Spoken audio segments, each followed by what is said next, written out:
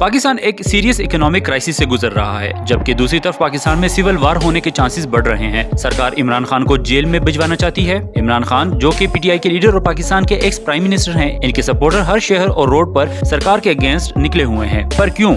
Why is Pakistan so divided? The geography की videos में आप सबका वेलकम है। अगर आपने हमारे चैनल को सब्सक्राइब नहीं किया तो जरूर कर ले, ये आपके लिए तो फ्री है, पर हमें इससे बहुत सपोर्ट मिलती है। नाज़रीन, आज की कहानी घूमती है सिर्फ और सिर्फ इमरान खान के इर्द गिर्द। इमरान खान पाकिस्तान में अक्सर लोगों के लिए एक हीरो है, just for 2 reasons. Number 1, as a cricketer इन्होंने पाकिस्तान के लिए पहला वर्ल्ड कप जीता। नंबर 2, वो पहले ऐसे प्राइम मिनिस्टर हो सकते थे जिन्होंने अपनी 5 साल की मुद्दत कंप्लीट कर पाते, पर ऐसा नहीं हुआ, क्योंकि पाकिस्तान की आजादी के बाद किसी भी प्राइम मिनिस्टर ने 5 साल की टर्म कंप्लीट नहीं की। या तो इनको पोस्ट से हटा दिया गया या फिर किसी भी तरीके से इनको असैसिनेट कर दिया गया। इसलिए आप इस चार्ट को देखकर अंदाजा लगा सकते हैं कि कौन से पॉलिटिशियन ने एज अ प्राइम मिनिस्टर कितने दिन सर्व किया। जबकि नवाज शरीफ एक दफा अपनी टर्म कंप्लीट होने के करीब ही करीब थे, लेकिन अचानक पनामा पेपर्स के लीक होने के बाद इसमें शरीफ फैमिली का नाम आ गया और ये पता चला कि इनके 8 ऑफशोर कंपनीज के साथ लिंक्स हैं। इसलिए मनी लॉन्ड्रिंग और करप्शन के चार्जेस इनके ऊपर लग गए और सुप्रीम कोर्ट ने इनको गिल्टी पाया। एज अ रिजल्ट उनको परमानेंटली पब्लिक ऑफिस की किसी भी पोजीशन को होल्ड करने से उनको डिस्क्वालीफाई कर दिया गया। इस केस के अगेंस्ट पीएम के खिलाफ जाने वाला कौन था? इमरान खान। जी हाँ, इमरान खान, जिन्होंने करप्शन के बेसिस पर केस बनाए और नवाज शरीफ को हमेशा हमेशा के लिए पॉलिटिक्स से निकाल दिया और साथ ही 10 सालों की सजा भी हुई। लेकिन जेल के डर से वो लंदन चले गए और आज भी वहीं पे हैं। पाकिस्तान में हीरो कल्चर है और हमेशा एक हीरो की तलाश करता रहता है। लोग सोचते हैं कि कोई भी मसीहा आएगा और चुटकी बजाते ही सारे मसले सॉल्व कर देगा। इसलिए इमरान खान की तरफ लोगों ने इसी उम्मीद के साथ देखना शुरू किया। पॉलिटिक्स में उतरने के साथ ही उनकी एक इमेज थी और 1996 में इन्होंने खुद की अपनी पार्टी बनाई, जिसको कहते हैं पाकिस्तान तहरीक इंसाफ। इनका ऑब्जेक्टिव सिर्फ एक ही था। पाकिस्तान के पॉलिटिक्स को सिर्फ 2 पार्टीज ही डोमिनेट करती आई हैं और दोनों करप्शन के चार्जेस में भी फंसे हुए थे।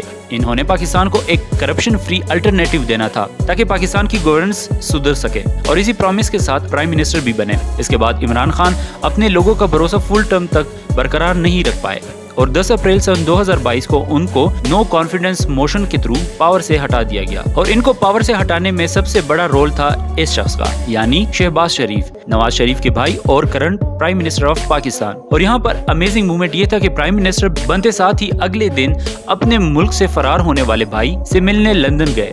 That's the political play in Pakistan. Power से हटाने के साथ ही इमरान खान के लिए सब कुछ चेंज होना शुरू हो गया और नवंबर सन 2022 में उन पर पहली दफा एक रैली में वजीराबाद के मकाम पर गोलियां भी चली, पर लकीली वो इस अटेम्प्ट से बच गए। लेकिन बाद में इसका जिम्मेदार इमरान खान ने पाकिस्तान के प्राइम मिनिस्टर को ब्लेम किया। इस ब्लेम की वजह से इनके अगेंस्ट ऑलमोस्ट 100 से भी ज्यादा FIR रजिस्टर्ड कर दी गई, जबकि इलेक्शन कमीशन भी इनके खिलाफ करप्शन के चार्जेस इन्वेस्टिगेट कर रही है। जबकि कुछ ही दिन पहले जमान पर लाहौर में इनके घर पर तोड़फोड़ भी की गई और इसके साथ ही इमरान खान के हजारों फॉलोअर्स ने मुख्तलिफ शहरों में प्रोटेस्ट शुरू कर दिए, जिनके अगेंस्ट फोर्सेस ने टीयर गैस, बैलेट गन्स और वाटर कैनन का बेदरेग यूज किया। इन सारे वाकयात को देखते हुए प्रेसिडेंट आरिफ अलवी भी तशवीश में आ गए और ये कहा कि मुल्क में पॉलिटिकल इंस्टेबिलिटी को देखकर दुख होता है। पाकिस्तान के लोगों को इकोनॉमिक प्रॉब्लम्स पर फोकस करने की जरूरत है, न कि पॉलिटिकल इंस्टेबिलिटी बढ़ाने की। अल्टीमेटली जब हाई कोर्ट ने इस अरेस्ट को रोकने का ऑर्डर दिया, तब कुछ हद तक मामला ठंडे हो गए। लेकिन जैसे ही हाई कोर्ट के ऑर्डर्स इशू हो गए और इमरान खान अगले दिन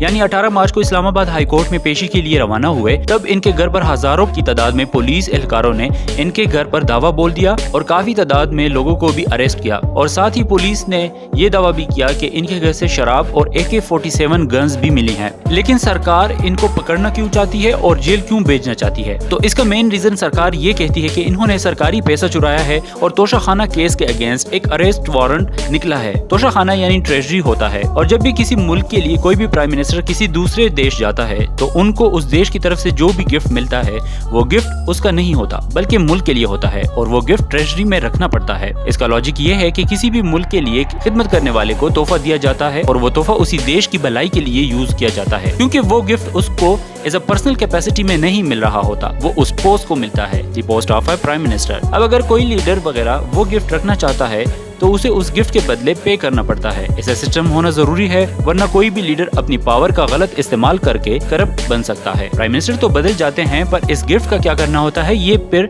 मुल्क ही डिसाइड करता है। अब इस बीच पाकिस्तान एक इकोनॉमिक क्राइसिस से भी गुजर रहा है। अब बाकी मुल्कों समेत अमेरिका भी कह रहा है, पर अब तक कोई भी मदद करने सामने नहीं आ रहा। इसका मतलब यह है कि अब पाकिस्तान एक एक रुपया भी बचाएगा, और इसीलिए सन 2023 में शहबाज की सरकार ने हाई वैल्यू गिफ्ट की तरफ देखना शुरू किया। और सन 2002 से अब तक के सारे रिकॉर्ड्स निकालने के बाद पता चला कि इमरान खान को 100 से भी ज्यादा गिफ्ट मिले हैं, जिनकी वैल्यू 100 मिलियन पाकिस्तानी रुपीस बनती है। और सरकार कहती है कि इनमें कई हाई वैल्यू गिफ्ट यानी डायमंड की रोलेक्स वॉच अपने पास रखी हैं, जबकि कुछ तो बेच भी दी हैं। लेकिन इमरान खान कहते हैं कि this is not the whole story. तो शाखाना केस तो बस एक बहाना है। सरकार का असली मकसद उनको किडनैप करके मार देना है। Imran Khan call this the London plan, क्योंकि शहबाज शरीफ अपने भाई से मिलने लंदन गए और वहीं पर इन्होंने ये सारा प्लान बनाया। और किसी भी मुल्क के शहरियों का अपनी सरकार पर ट्रस्ट जब उठ जाता है, तब उस देश में एक सिविल वार की सिचुएशन बन जाती है, जो सिचुएशन अब पाकिस्तान में पैदा हो चुकी है, क्योंकि पाकिस्तान के सिटीजन्स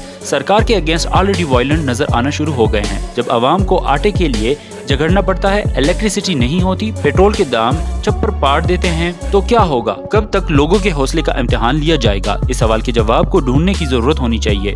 सन 2023 पूरी दुनिया के लिए एक चैलेंजिंग साल होने वाला है, ये एक सच है। पिछले एक साल में कई कंट्री समेत श्रीलंका, पाकिस्तान, बांग्लादेश, तीनों कंट्रीज की इकोनॉमी सर्वाइवल के लिए फाइट कर रही है। बुरे इकोनॉमिक डिसीजंस किसी भी मुल्क के लिए भारी पड़ सकते हैं, ये ऑलरेडी हम देख चुके हैं। और आज का सच यही है कि ये सिलसिला कंटिन्यू होने वाला है। इस सिचुएशन में कंट्री को कोर इश्यूज पर फोकस करने की जरूरत है, ना कि मजीद अनस्टेबिलिटी को और नफरत की आग को बढ़ाए। अगर आपको इस वीडियो से वैल्यू मिली तो लाइक और शेयर जरूर करें। के लिए चैनल को फॉलो और सब्सक्राइब करना ना भूलिए।